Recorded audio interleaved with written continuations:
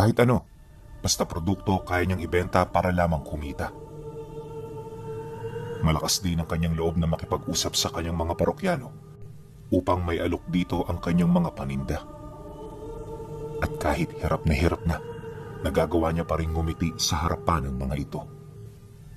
Ganon siya katatag, kaya halos iniisip na noon ng mga kaibigan niya na wala siyang dinadalang problema. Ngunit aminado si Alim, nakabaliktaran nito ang kanyang nararamdaman. Hindi rin siya matapang kagaya ng sinasabi ng iba dahil sa bawat araw na dumaraan, takot ang namumutawi sa kanyang isipan. Natatakot siya na baka hanggang doon na lang ang buhay nila at masayang ang mga paghihirap at sakripisyo niya. Isa yun sa kanyang mga bangungot na halos gabi-gabing dumadalaw sa kanya. Gayunpaman ang ganoong pakiramdam ay pinipilit niyang iwaglit sa panahon kung saan siya ay nagtatrabaho. Hanggat maaari, hindi siya rito nagpapaapekto para lamang masiguro na magiging maayos ang kita niya sa araw-araw. At dahil na rin sa dami ng taong nakakausap niya, kung kaya't kahit papaano naiibsan ang mga problemang naiisip niya. Bagay na naging daan para matutunan din niyang maging masaya paminsan-minsan. Ayon kay Alim na, kabilang siya sa mga batang hindi naniniwala sa mga nilalang na hindi nakikita. Ang tanging alam lang niya, mas nakakatakot ang mga buhay kaysa sa mga patay at espiritu. Ngunit, nang mapadpad sila sa karatig bayan na ilang milya ang layo sa lugar nila, nabago ang kanyang pananaw sa buhay. At nagsimula ito noong panahong may nakilala siyang binatilyo na halos kasing edad lang din niya. Taliwas kay Alim, hindi nagtatrabaho ang binatang yon.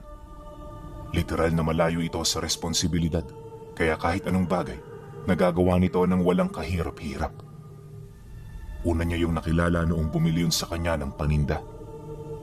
At habang binabalot niya ang mga pinamili nito, nagkausap sila ukol sa mga bagay-bagay na kasalukuyang nagaganap sa bayan na kanyang napuntahan. Ayon sa binatilyo, kapag naglilibot siya roon ng pagkain, kailangan niyang magdoble ingat.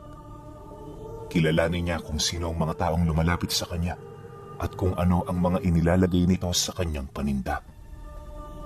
Binalaan din siya nito na marami ang mga manlalason na naninirahan sa lugar na yon na gumagamit ng mga manlalako para maipasa ang mga laso na dala nila. At ang pangunahing punteriya ng mga ito ay yung mga manggagamot at mangkukulam na madalas bumibili ng mga pagkaing nilalako. Dagdag pa nito na napakadali sa mga ito na baguhin ang amoy at lasa ng kanyang paninda nang hindi niya nalalaman. Marami na ring umanong namatay na inosente dahil sa ganoong kalakaran. Nang marinig naman niya ang sinabi nito, medyo napaisip siya kasi yun ang unang beses na makarinig siya ng ganoong kwento. At sa pagpapatuloy ng kanilang pag-uusap, nakilala niya ang binatang yon bilang anak mismo ng isang manlalason. May kredibilidad ang bawat katagang binahagi nito dahil nakita niya mismo kung papaano ito magpasa sa pamamagitan ng hangin ng mga sangkap na makakapatay sa tao. Matapos siyang maipakita sa kanya, halos hindi niya mawari kung ano ang nararamdaman niya. Bukod sa unang beses siyang makasilay ng ganun, aminado rin siya na natakot siya para sa kaligtasan niya. Anumang oras kasi, pwedeng-pwede siyang patayin ng nakilala niyang lalaki kung hindi nito matitipuhan ang kanyang mga isasagot. Kaya naman ang tumahimik na ito, maamo siyang nagwika rito ng, "Ano naman ang rason mo sa pagpapakita niyan? Kung may papagawa ka, pasensya ka na, pero wala akong maitutulong. Simple at normal na tao lang ako, kaya hindi ako ang taong hinahanap mo." Nang marinig naman yon ng binatilyo, napangiti lang naman ito habang sumasagot sa kanya ng, "Yan nga ang dahilan ko kung bakit nagkakausap tayo ngayon dito. Alam mo kasi Aling, may mga bagay na hindi rin namin kayang gawin. Matatalas ang pandama at paningin ng aming mga kalaban, kaya madali nila kaming matutunugan kung kami ang gagawa. Pero kung katulad mo na inosente ang kaluluwa, batid ko na hindi nila ito mamamalayan Tulungan mo ako sa problema ng pamilya ko at tutulungan din kita sa iyong problema. Dagdag pa nito na kapag naisagawa niya ang binabalak nila, nasisiguro nito na magbabago ang buhay niya. Mariin din itong inilahad na dahil sa nakita na niya ang lahat ng kanilang ginagawa, hindi na siya pwedeng umatras o tumanggi pa. Dahil sa oras na yon ang ginawa niya, buong angka ng mga manlalason ang kanyang makakalaban. Pagtatapat pa ng mga ito, di hamak na mas matindi ang kanyang mararanasan kumpara sa binabalak nito sa kanilang mga kalaban. Nang marinig naman yon ni Aling, hindi na siya nakapagsalita pa. Bagaman mahinahon ang pagkakasalita ng binata, ramdam niya ang paninindak at mga bantang namumutawi rito. Nakasisiguro rin siya na hindi ito nagsisinungaling at pawang nagsasabi lamang yon ang totoo. Kaya naman matapos ang kanilang usapan, agad nitong inilahad sa kanya ang binabalak nila. Bago rin yun mag-umpisa sa plano, nagpakilala muna ito sa pangalang Almiro. Pagkatapos ng magalang na pagpapakilala, inabutan siya nito ng pera kapalit ng lahat ng paninda niya. Pasimple rin siya nitong dinala sa kanilang lugar upang makapag-usap sila ng maayos at wala gaanong inaalala. Pagdating naman nila rito, komportable siya nitong pinaupo sa loob ng malaking bahay at binigyan ng pagkaing sama-sama nilang pagmemeryendahan. Lumapit na rin sa kanilang dalawa ang mga magulang nito na animoy yon ang magbabahagi ng misyong kanyang gagampanan. Ilang minuto pa ang lumipas, dito na nagsalita ang padre de pamilya. Hindi ka dadalhin dito ng aking anak kung hindi ka mapagkakatiwalaan. Alim, ang misyon mong ito ay napakahalaga sa lahat ng aming nagawa sa loob ng ilang taon. Meron kaming kalaban na sa bawat araw ay lumalakas. Mapanganib sila, hindi lang sa aming angkan, kundi sa mga taong naninirahan dito. At bilang ordinaryong tao katulad nila, alam ko na ikaw ay aming kaibigan. Sabi nga ng mga nakatatanda, ang kaaway ng kaaway mo ay kaibigan mo. Kaya naman matagal na kaming naghahanap ng taong mapagkakatiwalaan, may kakaibang katangian, matalas na pag-iisip, at merong iisang prinsipyo at paninindigan. Marahil nagtataka ka kung bakit ko itong sinasabi sa iyo. Pero alam mo, Alim, matagal ka nang minamanmana ng anak ko. Siya ang saksi sa lahat ng katangiang hinahanap namin sa isang tao. Dagdag pa nito na, simple lang ang kanyang gagawin. At ito ay walang iba, kundi ang magdala ng mga pagkain sa teritoryo ng kalaban nila. Magpapanggap siya bilang isang yanggaw para makapasok dito bit-bit ang mga karne ng tao na punong-puno ng lason. At para magawa ito, kailangan niyang sumailalim sa totoong yanggaw ng aswang. Mapanganib kung iisipin, di ba? Pero wala umano siyang dapat na ipag-alala dahil may mga pangontra na rin silang nakahanda sa oras na makauwi siya. Mariin din itong inilahad na maliit na sakripisyo lamang ito sa kinabukasang inaasam niyang makuha. Matapos naman itong makapag-wika, napabuntong hininga lang naman siya habang sumasagot sa lalaki ng, "Bahala na ho kayo kung ano ipapagawa niyo sa akin. Sa bandang huli, wala rin naman akong magagawa kundi ang sumang-ayon eh. Narinig ko na ang lahat ng sikreto ninyo, kaya alam ko na hindi ako makakauwi sa amin nang hindi ko nagagawa ang inyong mga nais." Nang marinig naman yon ng lalaki, ngumisi ito habang dahan-dahang lumalapit. Pagtapik nito sa kanyang balikat, pasimple itong bumulong sa kanya ng, "Mabuti naman at nagkakaintindihan tayo." Matapos nitong makapagsalita, dire-diretso yung naglakad hanggang sa makapasok na ito sa isang pribadong silid. Pagbalik ng katahimikan sa paligid, dito pa lamang lumapit ang lalaking nakilala niya. Nakipag-usap ito sa kanya, kalakip ng personal nitong paghingi ng tawad. Ngunit dahil sa mga nangyari, hindi niya na yun tinanggap. Akala niya kasi huli na ang lahat para sa bagay na yun. Ilang minuto pa ang lumipas. Bumalik na sila sa sentro ng bayan. Naglibot-libot sila para naman kahit papaano maalis sa isip niya ang mga kaganapan. Pagsapit ng gabi, sinamahan siya nito papauwi hindi para ihatid, pagkus ay para magpaalam. Hanggat hindi pa kasi nila nagagawa ang misyon, tungkulin niya na manatili sa bahay nito upang malaman niya ang kilos ng bawat taong kaparte ng pamilya. Para naman hindi magreklamo ang tatay niya, personal nitong iniabot ang limpak-limpak na salaping dala nila. Nangako rin ito na hanggat nasa poder nila si Alim, walang mangyayari rito. Bagay na agad naman itong sinang-ayunan. Pagkatapos niyang makapagligpit ng gamit, ora mismo rin naman silang umalis. Nang makabalik na sila sa bahay nila Almiro, pinatuloy siya nito sa personal nitong silid. Dumaan ang mga araw, wala siyang ibang ginawa kundi pagmasda ng kilos at gawain ng angkan. At habang tumatagal ang pananatili niya roon, unti-unti niyang nalalaman na hindi lang pala mga manlalason ang kaanib ng pamilya. Bagkus ay binubuo ito ng mga kadugong nagtatanga ng iba't ibang kapangyarihan. May mga aswang, mangkukulam, espiritista, at higit sa lahat, mga bantog na mambabarang. Bibihira lang ang mga ito kung bumisita, pero kapag pumunta yun roon, meron yung matinding pakay sa pamilya. Nakita rin niya na nagdadala ang mga ito ng tipak-tipak na karne ng tao upang gamiting paninda sa kanilang pinaplano. Matapos naman niyang masilayan ang lahat ng yan, hanggat maaari hindi siya nagpa-apekto.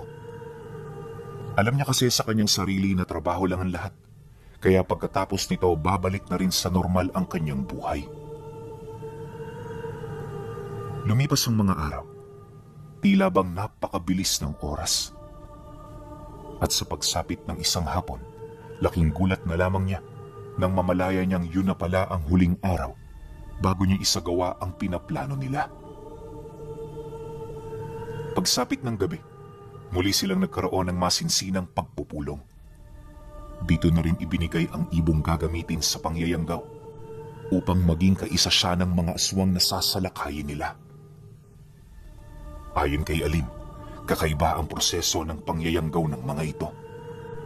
Hindi nila yun pinapadaan sa pagkain. Bagkus ang ginagawa nila, humihiwa sila sa katawan ng taong nais nila nitong pasukan. Malalim ang hiwa, sa puntong halos umabot na ito sa bituka.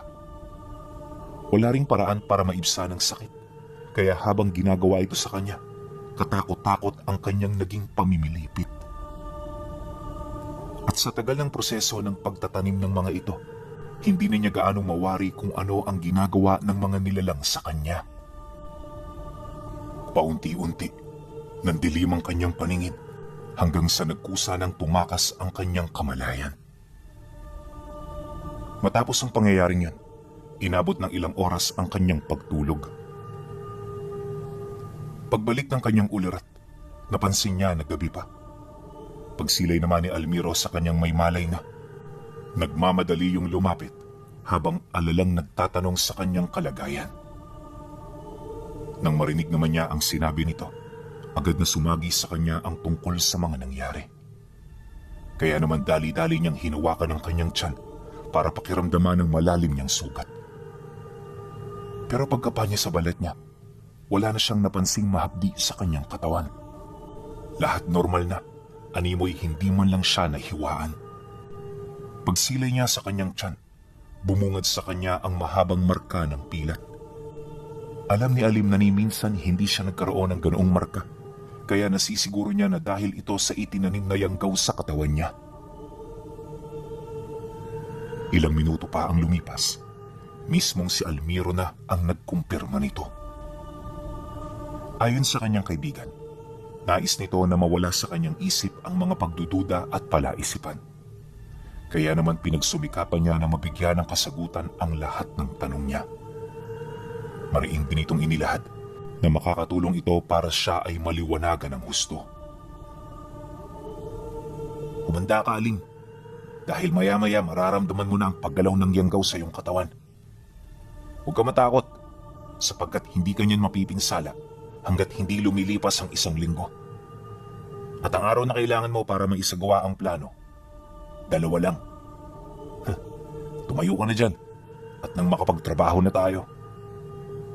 Wika nito sa kanya habang namumula ang mga mata. Nang marinig naman niya ang sinabi nito, hindi na siya tumutol. Naisip niya na simulan na din naman nila, kaya mas mainam na ito ay tapusin. Maya-maya pa, pagdating nila sa kusina ng bahay, nakita niya ang ama nito na kasalukuyang may kinakatay na bata. At kung hindi siya nagkakamali, ang batang yon ay nasa 2 taong gulang pa lamang. Kalunos-lunos ang estado nito, na animoy parang isa lang itong hayop na kinakatay. Hindi man katanggap-tanggap ang ganoong bagay, minabuti niya na talikuran ang kanyang mga nasilayan. Hindi na siya nagtangkapang makialam para maiwasan ang anumang uri ng pagtatalo. Matapos naman yung katayin ng padre de pamilya, inilagay niya yon sa malaking bilao na gawa sa kawayan. Tumutulo-tulo pa ang dugo nito, kaya napilitan itong ibilad muna sa labas ang karne hanggang sa sumapit ang 6:00 ng madaling araw. Pagbalik nito sa kanilang kinaroroonan, agad itong kumuha ng langis na halos kasing baho ng nabubulok na daga. Di man siya sanay sa amoy na yon, napilitan siyang magpahid nito sa kanyang katawan. Ayon sa matanda, na para hindi siya mapagdudahan, kailangan niyang maging kaamoy ang mga nilalang. Dagdag pa nito na, sa pamamagitan nito makukumpirma nitong may dugo siya ng aswang at inosente ang pagkatao niya. Mariin din itong inilahad, ngayon ang pinakasusi para makapasok sa pugad ng hindi natutunugan.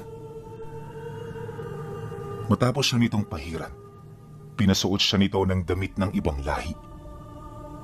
Kalaunan, bago siya umalis ng pugad, inusalan siya ng matanda upang alisin ang lahat ng bakas ng marka na nagmumula sa kanilang presensya.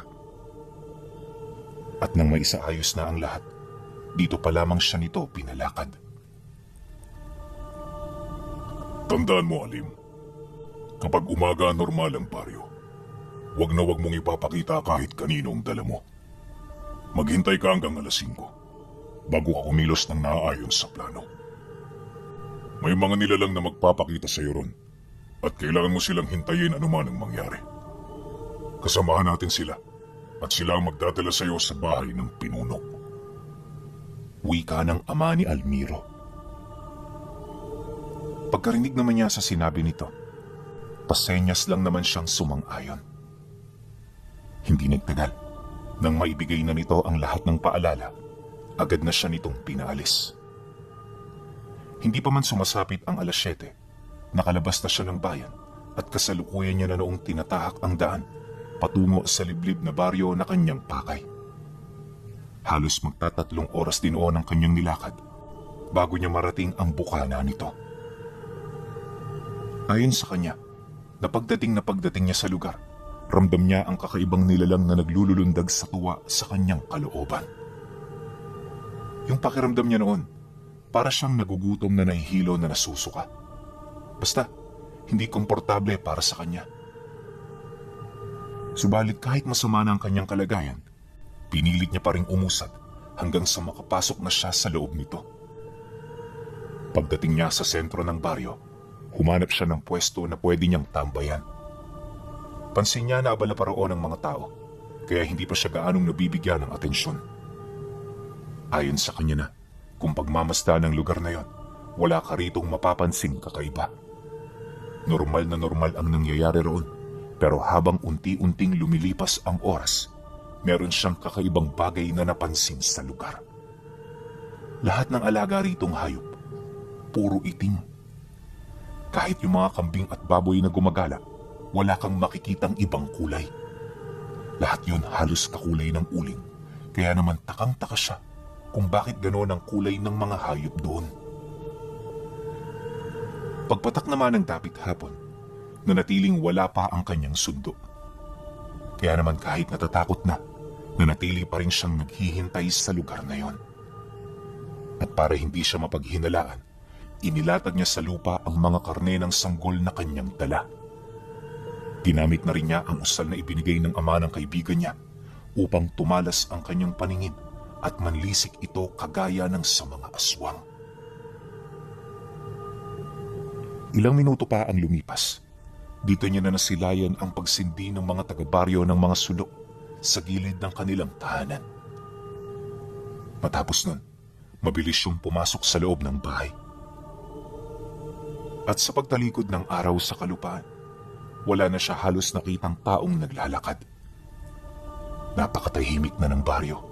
Animoy may pinaghahandaan ang mga ito. Pagtungtong ng alas 7, dito na nagsimulang sumimoy ang malakas na hangin. Yun na rin ang naging hudyat ng mga nilalang nakapanalig nila para siya ay puntahan. Pagdating naman ng mga ito, dito niya na nasilayan ang pagkamatay ng mga sulo.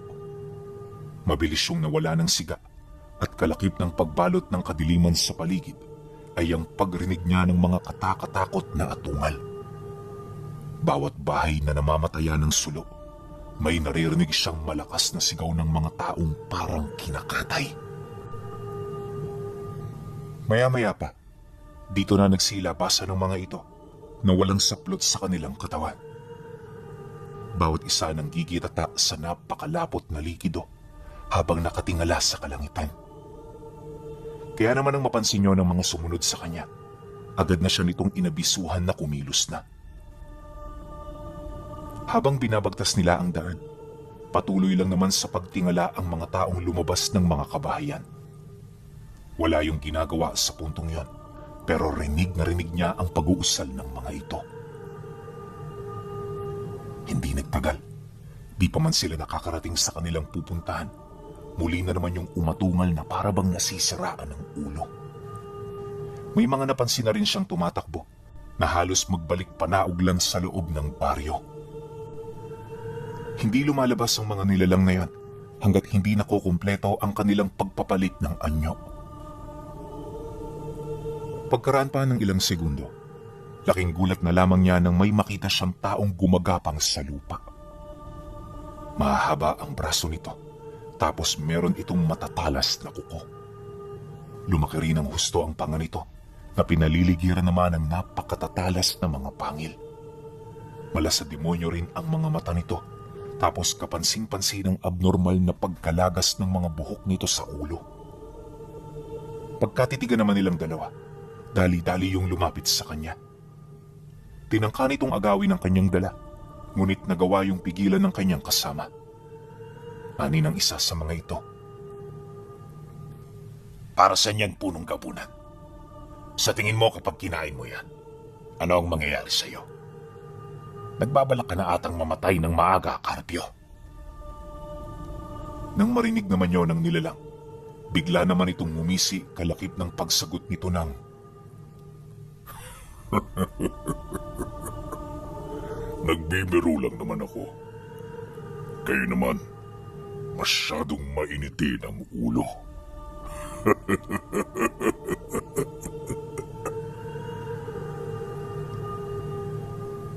Matapos nitong makapag-wika, dali-dali naman yung umalis. At magmula noon, hindi na sila nito ginambala pa. Ayon sa kanyang mga kasama, panahon noon ng anihan, kaya marami sa baryo ang mawawala ng 2 oras. Ang mananatili lamang dito ay ang mga kababaihan at ang kanilang mga supling.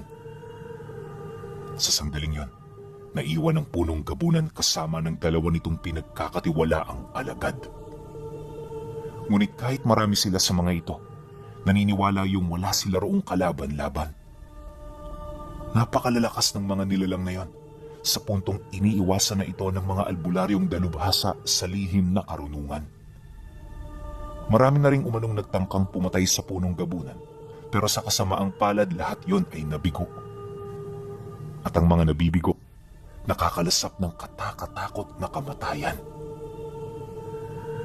Minsan na silang nakasaksi kung papaano buhay na ipinakain ng punong gabunan ang isang bantog na antingero. Sa kahuli-hulihang buhay nito, paulit-ulit yung nagmakaawa para matapos na ang kanyang pagtitiis. Ngunit sa kabila nito, walang nakinig sa kanyang pagnanais. At imbis na sundin niyo ng punong gabunan, iniwan nitong buhay ang punong antingeros sa loob ng 3 araw. Nakalabas na ang mga laman loob nito, tapos literal yon na binalata ng buhay. Tinukot na rin ito ang mata ng antingero at isa-isa nitong binunot ang mga ngipin. Pinutulan din niyo ng mga daliri at walang habas yung pinaglalatigo kahit sa ganoong estado. Basta, lahat ng katakatakot na parusa naranasan ng taong yun. Kahit ang mga ito nga, hindi maiwasang mabahala para sa kanilang mga kaligtasan. Nang marinig naman yun ni Alim, halos mapalunok lang naman siya ng laway. Hindi na rin kasi niya maisip ang mangyayari sa kanya sa sandaling malaman nito ang kanilang binabalak. Pagkaraan pa ng ilang minuto, dito na nila narating ang bahay ng pinunong gabunan. Hindi pa man sila nakakakatok ng pinto, may sumalubong na sa kanilang mandarigmang aswang. Maingat nitong pinagmasdan ng kanyang dala at na makumpirma nito na paborito yon ng pinuno nila, agad naman itong binuksan ng pinto. Pagpasok niya sa loob, naiwan sa labas ng bahay ang kanyang mga kasama. Hindi yun pinahintulutang pumasok dahil unang-una siya lang naman ang may pakay at may dalang regalo. Habang binabagtas naman niya ang madilim na pasilyo, patuloy sa paglundag ang sisiw na nakatira sa loob ng kanyang sistema. Halos manghina na siya noong mga sandaling yon, pero hindi siya basta-bastang nagpatalo. Maya-maya pa, pagdating niya sa silid, binuksan siya ng pinagkakatiwalaan nitong tao. At nang magkaharap na silang dalawa, agad naman siyang nagpakita ng taus-pusong paggalang. Lahat ng planong ibinigay ng ama ni Almiro, sinunod niya ng maigi, kaya naman sa bandang huli, napagkamalan siya nitong representante ng isang malakas na uri. At sa sobrang pagkagalak ng pinunong gabunan, di na siya nito gaanong pinasiyasat. Dali-dali siya nitong pinalapit, at nang magkaharap na sila, agad nitong kinuha ang regalo niya. Hindi ko sukat akalain na ang anak ng tinitingala kong pinuno ang magdadala ng regalo. Isang masayang kaganapan ito, kaya hangad ko na magbunyi tayo ngayong gabi. Sabihin mo, iho, ano ang pakay ng tatay mo? Pinabalak niyo bang sumilong sa poder ko? Ilang buwan din siyang nag-isip. At hindi ako nabigo sa mga inaasahan ko sa kanya. Matapos makapagsalita ng pinunong gabunan, agad nitong ninasab ang lahat ng kanyang dala. Sarap na sarap ito, kaya naman nagawa na rin siya nitong mabahagian, ganon din ang mga pinagkakatiwalaan nitong alagad. Pagkuha naman ni Alim sa parte niya, agad niya yung kinain alinsunod sa plano nila. Maya-maya pa, nang maubos na nila ang kanyang dala, nagpatuloy ang pagdiriwang. Umaga na siya noon nakauwi dahil na rin sa tindi ng naganap na selebrasyon. Ayon sa kanya, nasa loob lamang ng isang gabi, halos 7 katao ang pinatay ng mga ito. Lahat yon niluto at walang pagdadalawang isip na ibinigay sa lahat ng nilalang na dumalo. Kahit na si Alim nakatikim nito, gawa nang wala rin naman siyang mapagpipilian. Parte yon ng plano, kaya kailangan niya yung pagtiisan.